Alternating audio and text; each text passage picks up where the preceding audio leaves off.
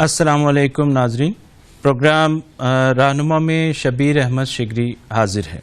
नाजरीन, माह रमज़ान मुबारक की अज़मत और शान शौकत का इससे पता चलता है कि अल्लाह तबारक ताला ने कुरान करीम में कमरी साल के 12 महीनों में से सिर्फ माह रमज़ान का जिक्र किया है।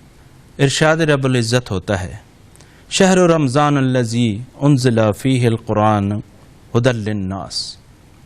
रमज़ान वो महीना है जिसमें कुरान नाजिल किया गया जो लोगों के लिए हिदायत है। हज़रत इमाम मोहम्मद बाक़िर अलैहिस्सलाम इरशाद फरमाते हैं, हर शे के लिए एक बहार है और कुरान की बहार माह रमज़ान है। जिस तरह मौसम बहार में इंसान का मिजाज शादाब और तरोताज़ा होता है और फूल और बूटे सरसब्ज़ व शादाब हो जाते हैं, इसी तरह कुरान भी दिलों के लिए मौसम बहार की मानिंद है कि जिसके पढ़ने, हिफ्ज़ करने और मतालिब को समझने से इंसान का दिल हमेशा एक ख़ास शादाबी और तरोताज़गी महसूस करता है। नाज़रीन, आज के प्रोग्राम का मौजू कुरान बहार रमज़ान है और आज के हमारे इस ख़ास प्रोग्राम में हम आपकी मुलाकात कराएंगे हमसाया बरादर मुल्क ईरान से आए हुए कुछ ख़ास और बैनुल-अक़वामी शोहरत याफ्ता कारियों से।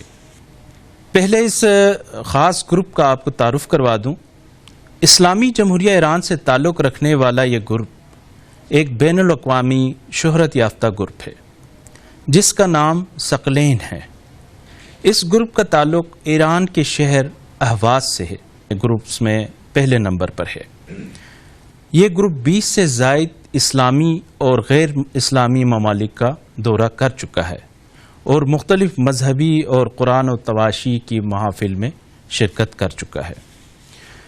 अब मैं आपको इस ग्रुप के मेम्बरान का तारुफ़ कराता हूँ। कारी हाजी नासिर दगागले ये एक बैनुल-अक़वामी कारी हैं। क़रात के बैनुल-अक़वामी मुकाबलों में जज के फ़राइज़ भी अंजाम दे चुके हैं।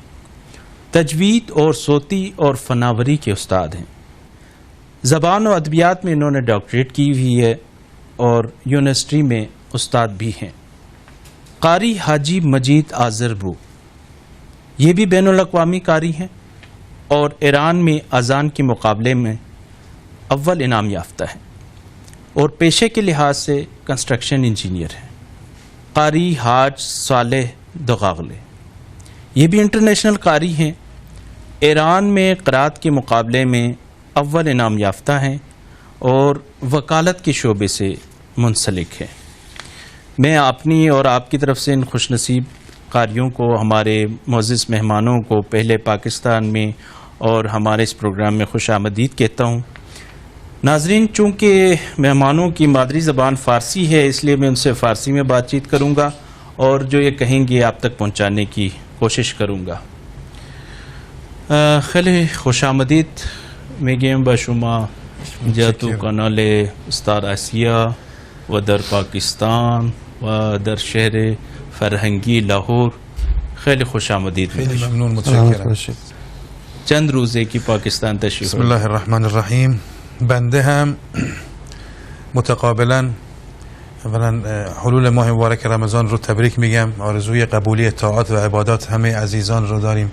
خیلی خوشحال هستیم که از جمهوری اسلامی ایران در شهر فرهنگی لاهور و در کشور جمهوری اسلامی پاکستان حاضر شدیم و این مردم بسیار دوست داشتنی و عزیز पाकिस्तान व लाहौर रो ज़ियारत कर दी। अज़ीम बाबत खुशहाल हैं। जी नाज़रीन, ये फरमा रहे हैं कि हम पाकिस्तानी हमारे जो मुसलमान बहन भाई हैं उनको रमज़ान की मुबारकबाद पेश करते हैं और इसके अलावा हमने देखा कि यहाँ बहुत अच्छा माहौल है, यहाँ के लोग बहुत अच्छे हैं, खुसूसन लाहौर के लोग हमें बहुत पसंद आए, मेहमान नवाज हैं और बहुत खुश अखलाक लोग हैं। बालशुमा ये कमी फरमा बिस्मिल्लाहिर्रहमानिर्रहीम। बंदे अर्ज़ सलाम व अदब व एहतराम दارم खिदमत हज़रत आली و همه بینندگان محترم شبکه شما. بنده مجید آذربو هستم، عضو گروه تواشی ثقلین اهواز از کشور جمهوری اسلامی ایران. خدا رو شاکریم که این توفیق رو نصیب ما عطا فرمودن که در خدمت برادران مسلمان خودمون در کشور جمهوری اسلامی پاکستان باشیم و در شهر مذهبی و شهر فرهنگی لاهور. जी, ये फरमा रहे हैं कि हम आप तमाम नाजरीन को और चैनल के साथियों को सलाम पेश करते हैं और मेरा ताल्लुक़ जो है कारियों के ग्रुप सकलेन से है और हमारा ताल्लुक़ ईरान के शहर अहवाज से है और खुदा का शुक्र है कि हम अपने मुसलमान भाइयों के दरमियान मौजूद हैं और पाकिस्तान के जो कल्चरल सिटी लाहौर में मौजूद हैं. वालिद फरमाइश. سلام و عرض ادب دارم خدمت شما و تمامی بینندگان عزیز. ممنون هستیم که این فرصت رو در اختیار ما گذاشتید و خدا را شاکریم که امسال توانستیم در خدمت برادران دینی ما در پایتخت فرهنگی لاهور قرائت قرآن و تواشی اجرا کنیم. जी, ये भी कह रहे हैं कि हम चैनल के शुक्रगुजार हैं कि आपने हमें दावत की है और हम खुदा का शुक्र अदा करते हैं कि हम अपने मुसलमान भाइयों के दरमियान में मौजूद हैं और जो कैपिटल सिटी है लाहौर में हम इस वक्त मौजूद हैं.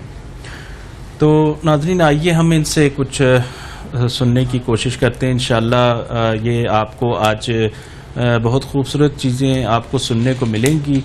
बचपन से हम सुनते आते हैं अस्माउल हुस्ना के बारे में, हम सुनते रहे हैं, बड़ी खूबसूरत होती हैं और इसके अलावा जो है नात ये एक बड़े खूबसूरत अंदाज में ग्रुप की सूरत में पढ़ते हैं और इसके अलावा कुरान पाक की तिलावत भी करेंगे. तो हम कुरान पाक की तिलावत से इंशाल्लाह शुरू करते हैं. अजी शुमा अगर लुत्फ़न ये कमी क़राअत कुरान. بله इंशाअल्लाह. أعوذ بالله من الشيطان الرجيم.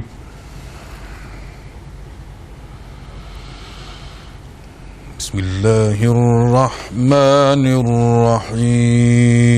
الرحيم.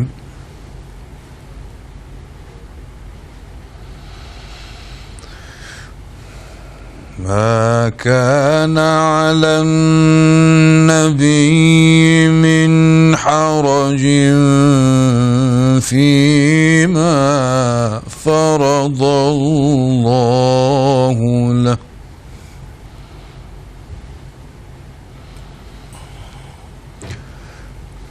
سنة الله في الذين خلوا من قبل وكان أمر الله قدرا مقدورا.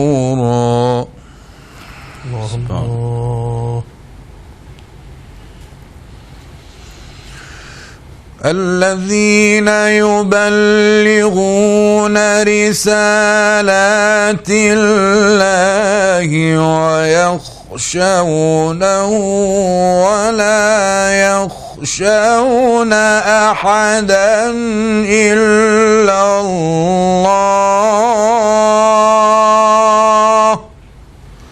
سبحان الله.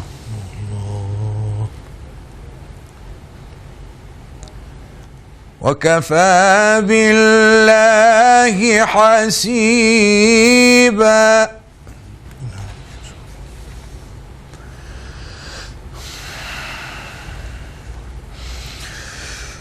ما كان محمد أبا أحد من رجالكم ولكن رسول الله.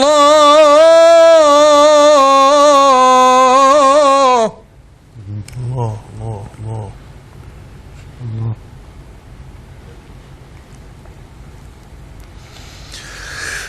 ما كان محمد أبا أحد من رجالكم ولكن رسول الله وخاتم النبيين.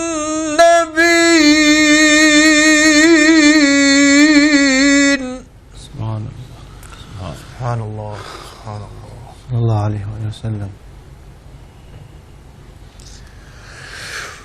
ولكن رسول الله وخاتم النبيين وكان الله بكل شيء عليما. الله الله الله.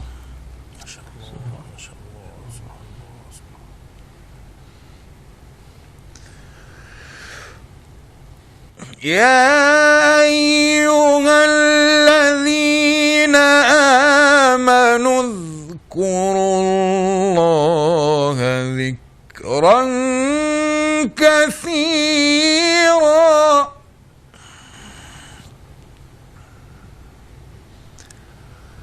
اذكروا الله ذكرا كثيرا وسبحوه بكرة وأصيلا. الله سبحان الله سبحان الله سبحان الله. هو الذي يصلي عليكم وملائكته ليخرجكم من الظلمات إلى النور.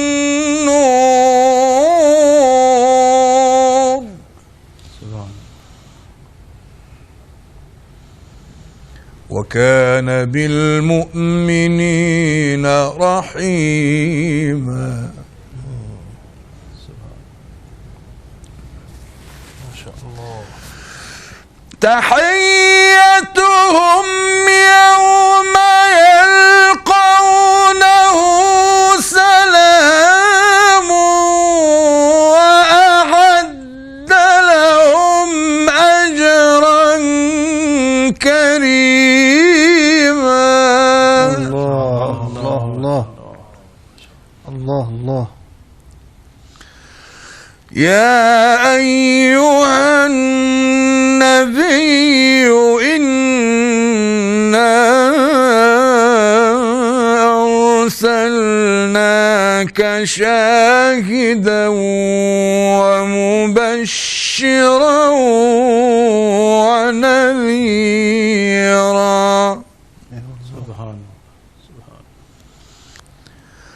وداعيا إلى الله بإذنه وسراجا منيرا. صدق الله العظيم. जज़ाकल्लाह। सुभान अल्लाह सुभान अल्लाह। नाज़रीन, आपने देखा कितने खूबसूरत अंदाज में इन्होंने क़राअत की। तो वक्त हुआ है एक ब्रेक का, तो हम गुफ्तगू का सिलसिला जारी रहेगा। हम पहले ब्रेक पे जाते हैं, उसके बाद फिर वापस आते हैं। वेलकम बैक नाज़रीन। ब्रेक पे जाने से पहले हम कारी हाजी नासिर दगागले से कुरान करीम की तिलावत सुन रहे थे। बहुत खूबसूरत अंदाज में माशाल्लाह इन्होंने क़राअत की। हम इनसे कुछ गुफ्तगू भी करेंगे, कुछ जानने की भी कोशिश करेंगे इंशाअल्लाह। आगे दगारे शुमा बफरमायत लुत्फ़न गुरूह सकलैन असन तरबरैन गुरूह के मारफी। بله گروه ثقلین تقریبا 25 سال پیش تشکیل شد. مؤسس و استاد گروه آقای دکتر مهدی دقاقله هستند و در واقع گروه ما 8 نفری هست که الان تعدادی از اعضای گروه همراه ما نیستند به دلیل اینکه در جاهای دیگه، در کشورهای دیگه هم سفر کردن برای اجرای برنامه، چون اونها از اساتید و قاریان بین المللی هم هستند. ما 3 نفر از بین گروه ثقلین و الحمدلله سعادت پیدا کردیم که پیش شما باشیم الان. بله، همه اعضای گروه الحمدلله همه از قاریان قرآن هستند و تواشیح رو در کنار تلاوت قرآن هم انجام میدن، نعت خوانی و همین همخوانی. नाजरीन, ये अपने ग्रुप सकलेन का तारुफ बयान फरमा रहे थे कि इस ग्रुप को बने हुए तकरीबन 25 साल हो गए हैं और इस ग्रुप के जो उस्ताद हैं, अहवाज़ में ये ग्रुप बना है, इसके जो उस्ताद हैं उनका नाम मेहदी तगागले है। इस ग्रुप के टोटल अफराद 8 हैं, लेकिन चूँकि दूसरे ममालिक में भी कुछ अफराद गए हुए हैं तो हमारे पास सिर्फ ये 3 तशरीफ़ लाए हैं और वो कह रहे हैं कि हम 3 को ये सादत हासिल हुई है कि हम आपके शहर में यहाँ मौजूद हैं। तो कह रहे हैं कि हम क़रात कुरान करीम को और तवाशी को और इन चीज़ों को मुख्तलिफ़ अंदाज में पेश करते हैं। तो हम बचपन से सुनते आए हैं अस्माउल हुस्ना, एक बड़े ख़ूबसूरत अंदाज में टीवी पे, रेडियो पे, मुख्तलिफ़ मीडिया पे आप सुनते रहे हैं और आपका दिल वाकई इसको सुनकर बड़ा एक इसमें रूहानी कैफियत आ जाती है, एक बड़ा खूबसूरत अंदाज़ है। तो नाजरीन, आज हम आपको लाइव वो सुनाने जा रहे हैं। हमारे पास बैठे हैं, ये आपको अस्माउल हुस्ना सुनाएंगे। हम इनसे गुजारिश करते हैं लुत्फ़न अस्माउल हुस्ना रशुमा कराज कर दीजिए। نسألك يا من هو الله الذي لا إله إلا هو الرحمن الرحيم الملك القدوس السلام المؤمن المهيمن العزيز الجبار المتكبر الخالق البارئ المصور الغفار القهار الوهاب الرزاق الفتاح العليم القابض الباسط الخافض الرافع المعز المذل السميع البصير الحكم العدل اللطيف الخبير الحليم العظيم الغفور الشكور العلي الكبير الحفيظ المقيت الحسيب الجليل الكريم الرقيب المجيب الواسع الحكيم الودود المجيد الباعث الشهيد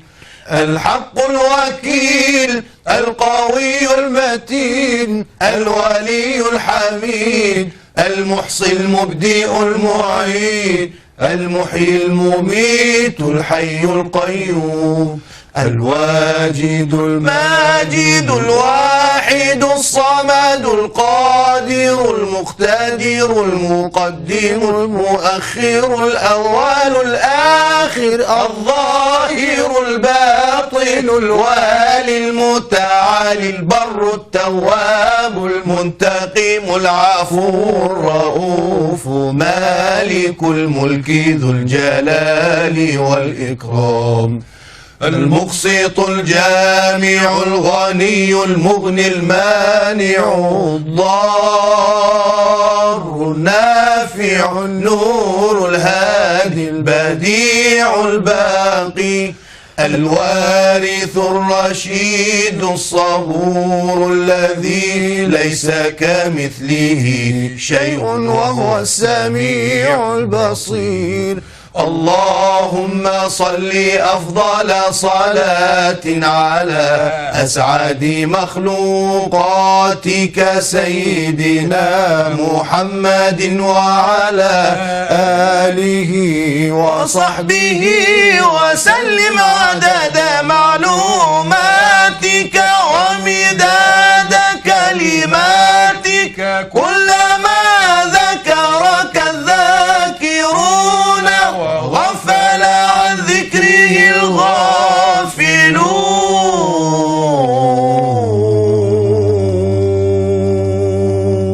سبحان الله جزاک الله خیلی قشنگ و خیلی ممنون. اگر مایل بودید ما یک توضیحی در مورد فعالیت های قرآنی در داخل ایران هم بدیم، جلسات و فعالیت ها و اینها. یہ آج ناصر دغارلے فرما رہے ہیں کہ ہم قرآن کی جو ہے کلاسز وغیرہ بھی لیتے ہیں ایران میں اور اس کی تربیت بھی دیتے ہیں. تو ہم ان سے مزید بھی کچھ جاننے کی کوشش کرتے ہیں کہ ان کو کس طرح یہ شوق پیدا ہوا، کب سے شوق پیدا ہوا. تو لطفاً فرمایید که شما مثلا چند سالگی بوده که مثلا قرائت قرآن شوق پیدا شده چجوری؟ الحمدلله چون خانواده علاقمند به قرآن بودند و صدای قرآن در منزل همیشه پخش می شد، صدای قاریان مشهور جهان مثل مرحوم شیخ عبدالباسط محمد عبدالصمد، ما هم از بچگی گوشمون به شنیدن صدای قرآن عادت کرده جناب آقای شوبیر. و کسی که از بچگی نه فقط قرآن هر چیزی رو از کودکی یاد بگیره و زیاد بشنوه بالاخره به اون علاقمند میشه.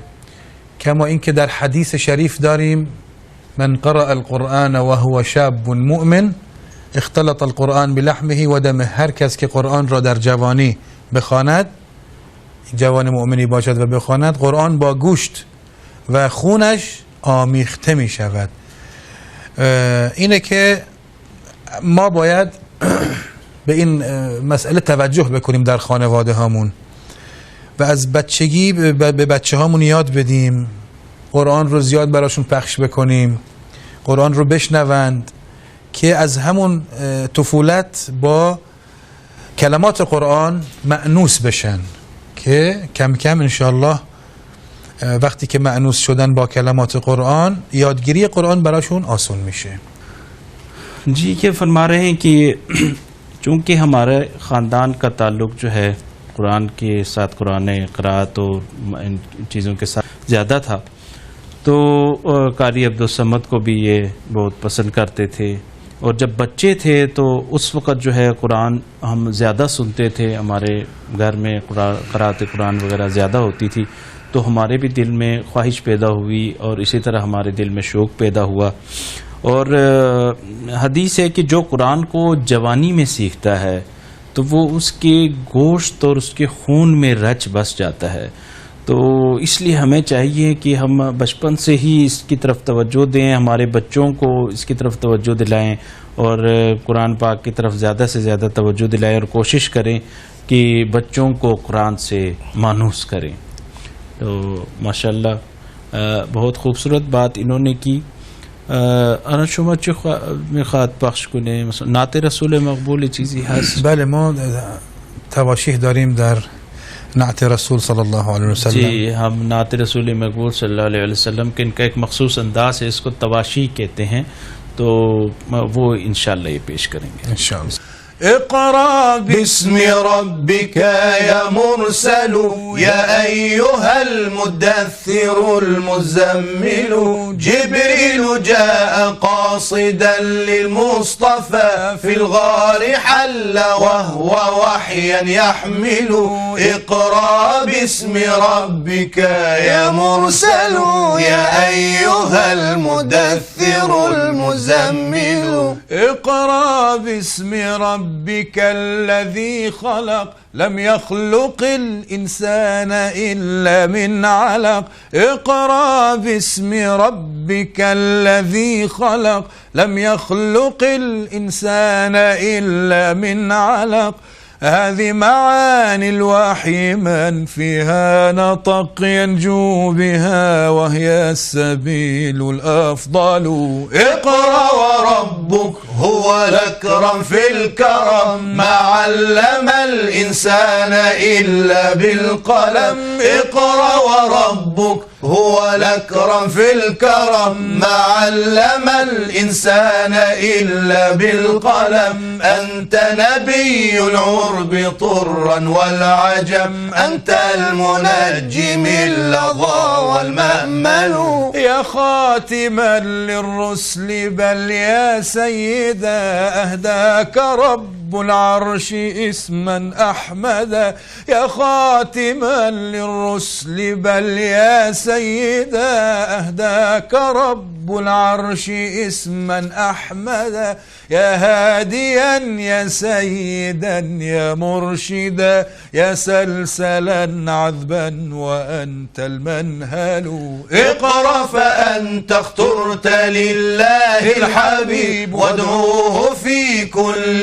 أوان يستجيب اقرأ فأنت اخترت لله الحبيب وادعوه في كل أوان يستجيب يا أيها المبعوث للناس طبيب يا أحمد للوحي أنت الحامل يا من بعثت للأنام رحمة الله قد من علينا منة يا من بعثت للأنام رحمة الله قد من علينا منة يا أيها المبعوث فينا بعثة ما بعدها يأتي إلينا مرسل اقرأ باسم ربك يا مرسل يا أيها المدثر المزمل جبريل جاء قاصدا للمصطفى في الغار حل وهو وحيا يحمل اقرأ باسم ربك يا مرسل يا أيها المدثر المزمل सुभान अल्लाह। नाज़रीन, हम इनसे पूछते हैं कि हम भी क्या करें जो इस खूबसूरत अंदाज में हम कुरान को पढ़ सकें, इसकी तिलावत कर सकें, ये किस तरह मुमकिन है। हम ज़ाहिर है कि इनका इस फील्ड में बड़ा तजर्बा भी है, बैनुल अक़वामी कारी हैं, तो हम इनसे थोड़ा सा पूछने की कोशिश करते हैं। हाजी मा चुकार कुनिम की मसन तो तेरे मान मसन शौक पैदा मिशे की इंजुरी मसन मा हम क़रात कुरान में को नहीं वा इन तवाशी و اینها درباره این یکمی چیز راهنمایی بفرمایید. عرض کنم که چند عامل در این مسئله مؤثر هستند. یکی خانواده باید اهمیت بذارن، اهمیت قائل بشن برای اینکه بچه هاشون از کودکی مأنوس بشن با قرآن، با صدای قرآن، کلمات قرآن، و برای اینکه یک خانواده قرآنی داشته باشیم.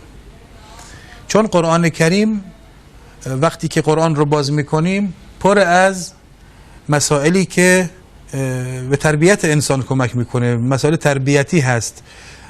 نحوه غذا خوردن، نحوه راه رفتن، نحوه فکر کردن و گمان کردن، نحوه نگاه کردن، نحوه نشستن، برخورد با پدر و مادر، با همسایه و خیلی از مسائلی که برای تربیت خانوادگی انسان به اون نیاز داره در قرآن کریم هست. اگر بچه ها با این معانی از کودکی آشنا بشن، خب اولین کسی که نفع میبره و فایده میبره خود پدر و مادر هست. پس ما باید سعی کنیم که همچین خانواده ای رو تربیت کنیم. دومین عامل محیط هست، محیط اطراف، که ما باید بچه هامون رو نظارت داشته باشیم که در چه محیطی بزرگ میشن و با چه کسانی رفت و آمد دارند. خصوصا در این فضای مجازی و شبکه‌های اینترنتی و ماهواره‌ای باید مواظب باشیم که بچه هامون به چه نحوی تربیت میشن، با چه شبکه‌هایی در ارتباط هستن، باید کنترل بشن حتما. و بالاتر از همه اینها جناب آقای استاد شوبیر، توفیق خداونده. بله، ما باید علاقه و شوق ایجاد کنیم در خودمون، اول در خودمون علاقه و شوق ایجاد کنیم. و بعد اون رو به فرزندانمون منتقل کنیم. علاقه به قرآن کریم، علاقه به رسول الله صلی الله علیه و آله و سلم، به آل البیت علیهم السلام، صحابه گرامی پیامبر صلی الله علیه و سلم، به اینها باید آموزش بدیم که در بزرگی ان شاء الله در همین راه قدم بردارند. درست. خیلی ممنون. یہ فرما رہے ہیں کہ ہمارے خاندان کی بہت ایک اہمیت ہوتی ہے خاندان کے اندر. بچوں کو خاندان میں اور بچوں کو قرآن پاک سے آپ جو ہے آشنا کرائیں، مانوس کرائیں. جب قرآن پاک پڑھا جاتا ہے تو انسان کی اس میں خود تربیت ہوتی ہے. اس کا کھانا پینا، سوچنا، ماں باپ، ہمسایوں کے ساتھ جو بھی چیز سلوک اور جو رویہ جو کچھ بھی ہے، یہ تربیت ہمیں قرآن سے ملتی ہے. قرآن اس چیز کی تربیت کرتا ہے. تو اپنے ماں باپ سے. اور دوسرا جو ہے وہ کہہ رہے ہیں کہ والدین کو میری نصیحت ہے کہ والدین اپنے ارد گرد اور اپنے بچوں کا خیال رکھیں، کہ خصوصاً جو ہے وہ جو تفریح وغیرہ استعمال کرتے ہیں، مثلا انٹرنیٹ وغیرہ، اور اس میں جو ہے ان پہ نظر رکھیں کہ اس کو وہ کس طرح استعمال کر رہے ہیں، اور بچوں میں خود شوق پیدا کریں تو بچے جو ہے وہ اس سلسلے میں بہت ہوتے ہیں. تو ہم اہل بیت علیہم السلام اور پیغمبر اکرام اور صحابہ اکرام کی اگر روش پہ ہم چلیں تو بچوں کی ہم اچھی تربیت کر سکتے ہیں اور ہمارے دل میں قرآن کا شوق پیدا ہو سکتا ہے. خیلی ممنون. حالا شما چی میخواد که مثلا چیزی پخش ما چیزی یک قطعه در مورد اسامی اهل البیت علیهم السلام خیلی خوب. اینجا ذکر شده و دعا میکنیم به درگاه خداوند که به حق این افرادی که اسمشون رو میبریم و نزد خدا بسیار گرامی هستند، خداوند گناهان ما رو ببخشد. جی. بله. ناظرین ہم پہلے بریک کا ایک وقت ہوا ہے، بریک پہ جاتے ہیں، اس کے بعد واپس آئیں گے تو ان سے انشاءاللہ اہل بیت کی مدح کو سنیں گے انشاءاللہ. تو لیتے ہیں ایک چھوٹا سا بریک. ویلکم بیک ناظرین.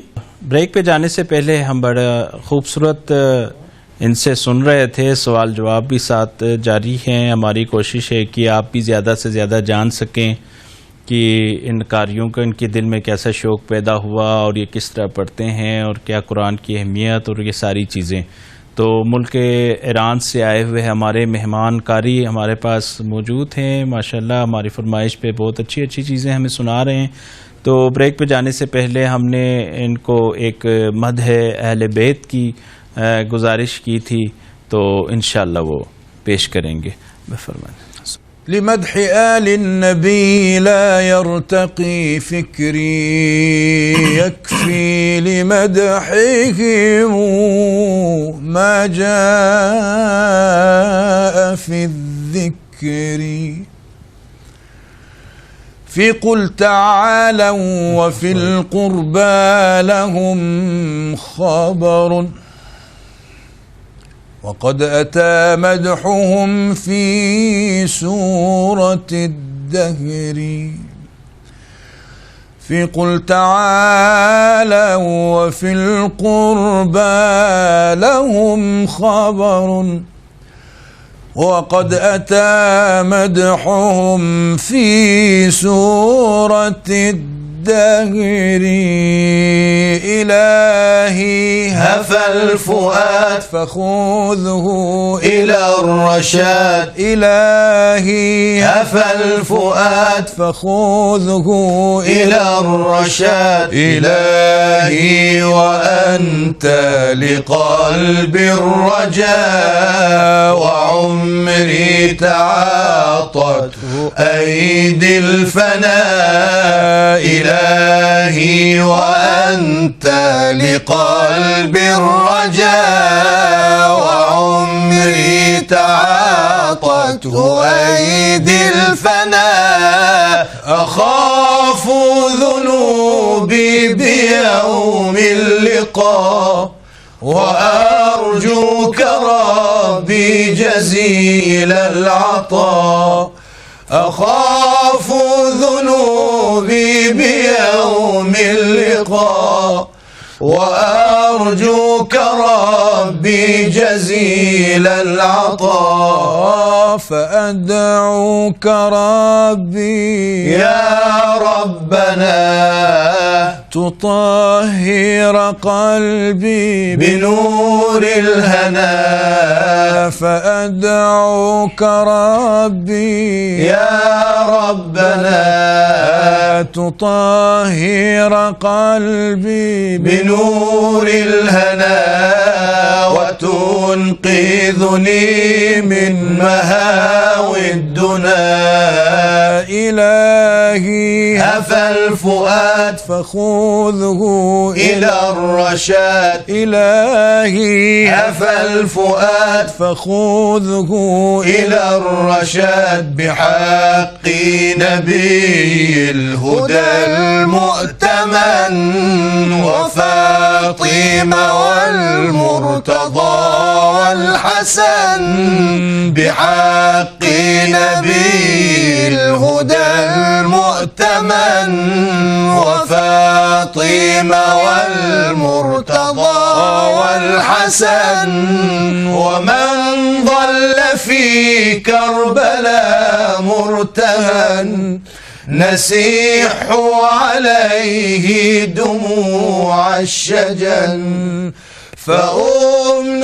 بعفو لنا ذا المنن وهون علينا صعاب المحن بآل النبي أجيب دعوتي فأنت ولي وهم سادتي بآل النبي أجيب دعوتي فأنت ولي وهم سادتي ونجيني يا رب من هفوتي إلهي هفى الفؤاد فخذه إلى الرشاد إلهي هفى الفؤاد فخذه إلى الرشاد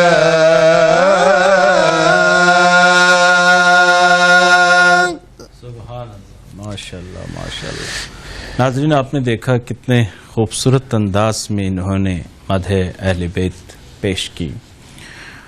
हज़रत इमाम अली रज़ा अलैहिस्सलाम फरमाते हैं कि जो कोई माह रमज़ान में कुरान करीम की एक आयत तिलावत करेगा तो ऐसा है कि उसने दूसरे महीनों में पूरे कुरान मजीद की तिलावत की हो।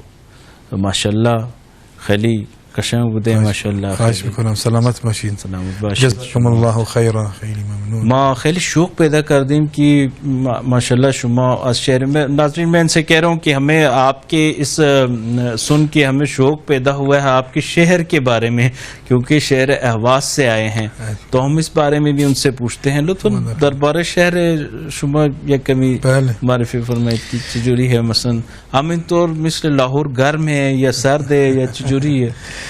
عرض کنم که کشور ایران چون کشور بزرگی هست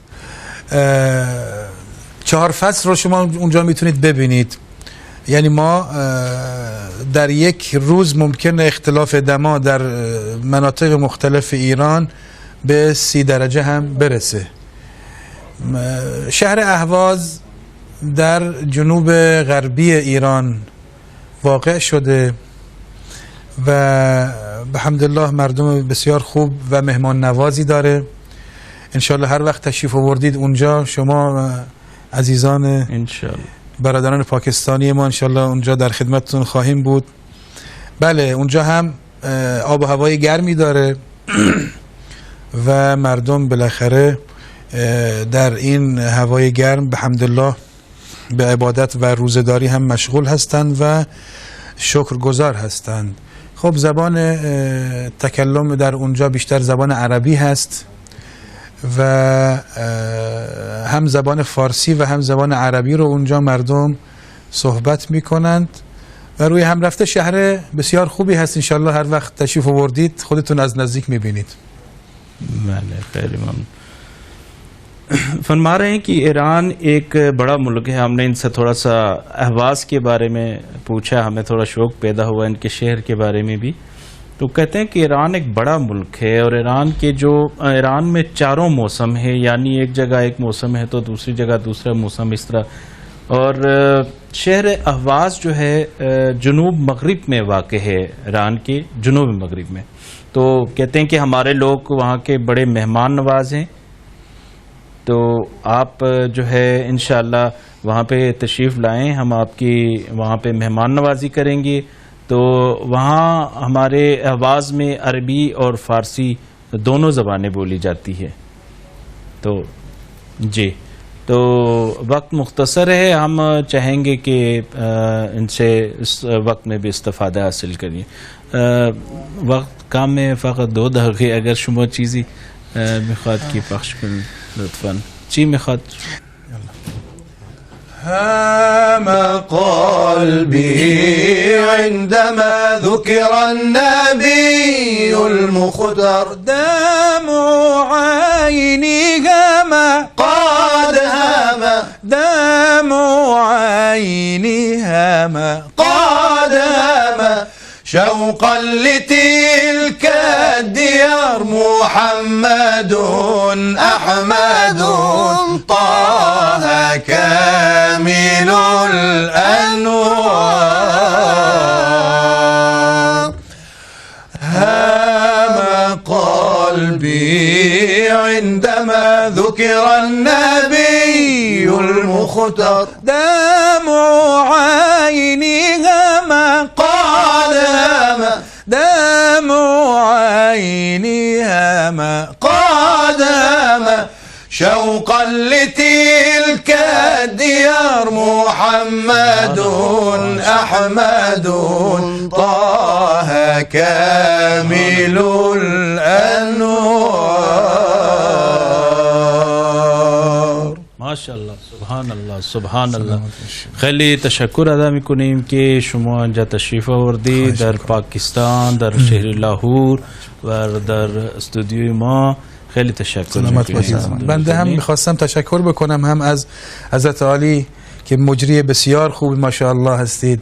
बहुत अच्छा مجری माशाअल्लाह मैं उर्दू नहीं जानता है. माशाअल्लाह. و تشکر بکنم از شبکه خوب و قشنگ شما، از دوستاتون کادر اجرایی برنامه و همچنین از رایزنی فرهنگی جمهوری اسلامی ایران، خانه فرهنگ در لاهور که زحمت میکشن و سعی میکنن که برنامه‌های قرآنی و مذهبی رو تبلیغ بکنن، قرآن رو بیشتر معرفی کنن به مردم. هم تشکر میکنم از جناب آقای غلام حسینی که نماینده سازمان هم هستند. تشکر میکنم. خیلی ممنون. ये फरमा रहे हैं कि माशाल्लाह आपके जो मुझे तो खुद कहना नहीं चाहिए लेकिन ये तारीफ़ कर रहे हैं कि वलिहाज़ एंकर हमें बड़ी खुशी हुई कि आप हमारी ज़बान में भी बात कर रहे थे और उर्दू में भी बात कर रहे थे। हमें यहाँ के बड़ा अच्छा लगा। हम स्टार एशिया की पूरी टीम का शुक्रिया अदा करते हैं, आप लोगों का शुक्रिया अदा करते हैं। और इनके साथ एक हमारे और दोस्त ईरान से तशरीफ़ लाए हुए हैं, आगा गुलाम हुसैनी, वो भी तशरीफ़ लाए, उनका भी हम शुक्रिया अदा करते हैं।